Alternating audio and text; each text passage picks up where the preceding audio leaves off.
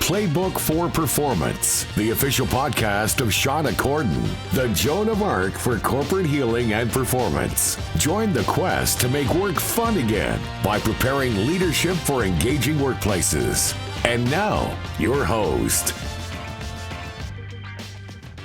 Hello and welcome, friends. I'm Shauna Corden, and I'm glad to have you here on the Playbook for Performance podcast. Our mission is to make work fun again by building better leaders. This month's theme is all about a new dialogue. If you have a specific question on dialogue, email us and we can add it to our social media. Just drop a note to podcast@shaunacorden.com. Last week, we talked about capitalizing on the hallmarks and avoiding the pitfalls of coaching programs. And today, we're talking about the origins of conflict. I'm tired of conflict.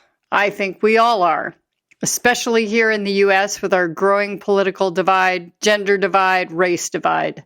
The current dialogue model doesn't leave room for diversity, differing opinions, or different values. It says, if you're not with me, you're the enemy. Families, organizations, and couples are becoming increasingly divided over conflict. Where does it come from? At one time, we could agree to disagree. It wasn't the hill to die on, and we would not become so entrenched in our position. We would, in a desire to learn, seek to understand. We wouldn't force our opinions on others. I'm not sure when this all began, or I should say when I began to notice it.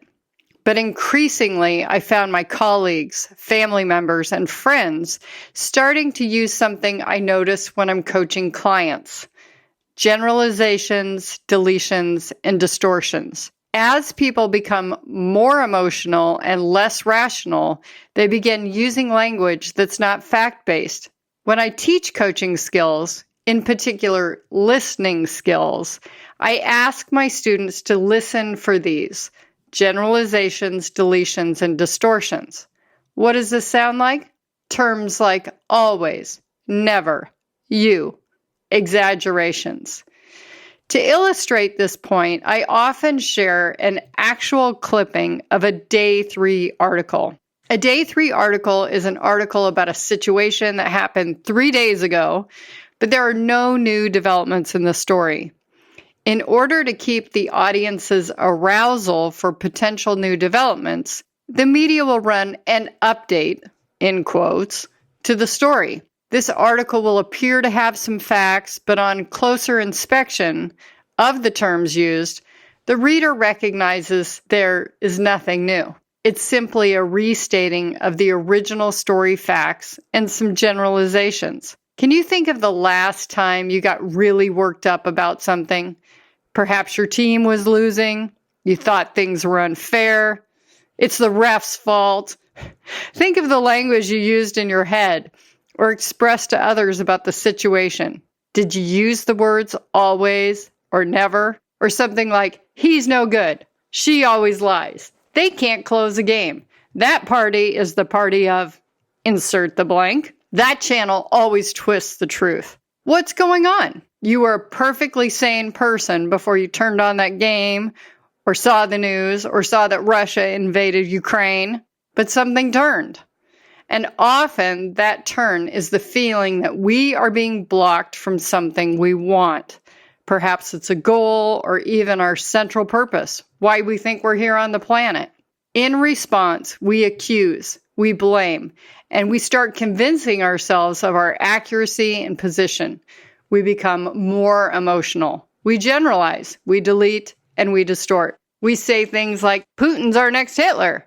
Wait, what are the facts here? Now, I'm not in favor of what's going on, and I especially don't like the idea of young men on both sides sacrificing their lives.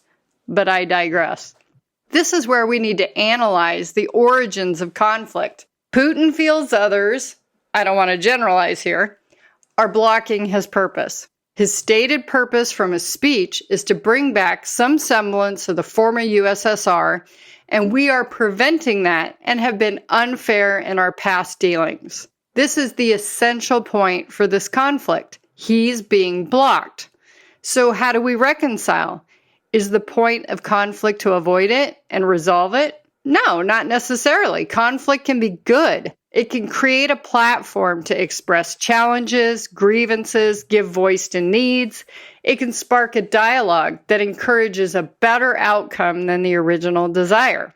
Let me give a less political example. Say we're a product team. We have a strong description of a customer need in the marketplace. As a team, we've been chartered to fill this need, and the team wants to fill the need.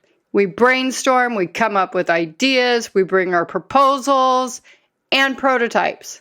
The purpose of the proposals and the prototypes is not to survive the evaluation of ideas meeting with that most intact proposal. It's not our child. It's the raw DNA that will compose a portion of the team's child. We need to recognize that our assumptions and our ideas are not facts, and releasing those ideas does not constitute failure. It allows for a greater product. And how exciting to think that 5 elements of 5 proposals submitted each had a component included in the final product. That's how we need to look at conflict. We need to understand that conflict comes from a person, a team, a country, a leader feeling blocked. They see their blocker as an enemy because they feel threatened. Physically, emotionally, reputationally, they are feeling threatened. So how do we remove that threat? We start sharing. We discuss. We remove attachments to all but our dearest values. We often find our adversary in the conflict has the same value, but the expression of that value is different. We need to seek to understand this value and its expression. Honor that adversary as a fellow human with a shared connection. Do you need a coach to help your team discover their values and what's at the heart of the conflict of their team? How to deal with conflict when it arises and become aware of your personal preferences and tendencies when it comes to conflict? I offer productive conflict disc workshops with follow-on coaching. You can contact me at shauna@shaunacorden.com. So, the tool of the week for the origin of conflict is to seek to understand each party in the conflict's purpose.